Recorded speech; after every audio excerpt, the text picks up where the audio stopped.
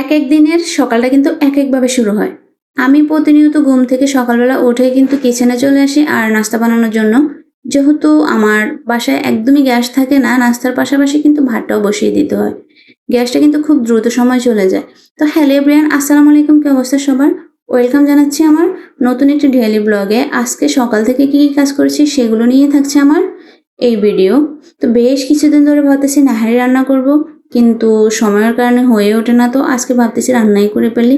এটা হতে কিন্তু অনেক বেশি সময় লাগে। তার জন্য আমি রাতে এটা প্রসেস করে রেখেছিলাম। রাতে নেহারিটা জাল করে রেখেছিলাম আর পাশাপাশি কিন্তু ছোলার ডালটাও ভিজিয়ে রেখেছিলাম।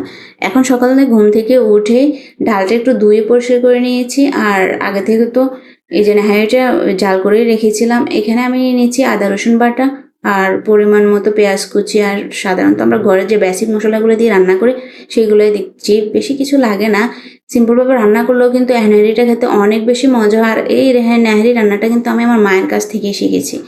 তো নেহারিটা এভাবে কষিয়ে নেওয়ার পর এখন আমি দিয়ে দিচ্ছি পরিমাণ মতো পানি। পানি দিয়ে আর একটু সিদ্ধ করে নিলে আমার নেহারি রান্নাটার ঢান। তো ভাবতেছি আজকে নেহারির সাথে কী দিয়ে খাওয়া যায়। তো লুচি বানাবো ভাবতেছি।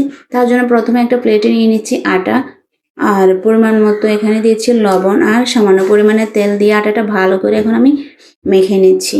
মেখে নেওয়া শেষে এখন সামান্য পরিমাণে পানি দিয়ে একটা সফট আটা তৈরি করে নিচ্ছি। এখন এভাবে লিচি কেটে একটু ছোটো রুটি বানিয়ে নেব।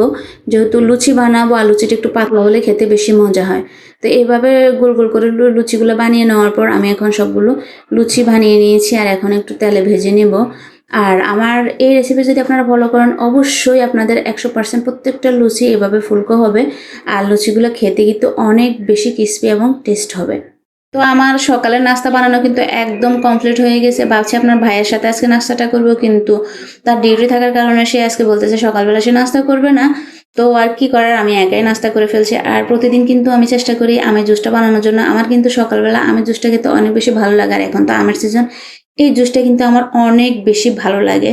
তো এই যে নেহারিটা রান্না করেছিলাম এটা কিন্তু আজকে খেতে অনেক বেশি মজা হয়েছে, অনেক বেশি সফট ছিল। আর লুচিটাও কিন্তু অনেক বেশি ক্রিসপি, অনেক বেশি মজা ছিল। আপনারা বাসায় অবশ্যই ট্রাই করে দেখতে পারেন।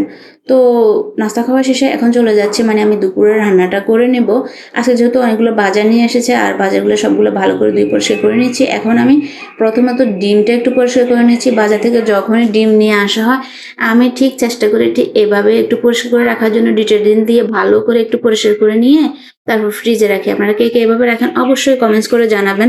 তারপরে এখানে আমি এই যে মুরগিটাও কেটে নিচ্ছি। বাজার থেকে যখন মুরগিটা ঠিক এভাবে নিয়ে আসে আমি কেটে ধুয়ে পরিষ্কার করে এভাবে ফ্রিজে রেখে দিই।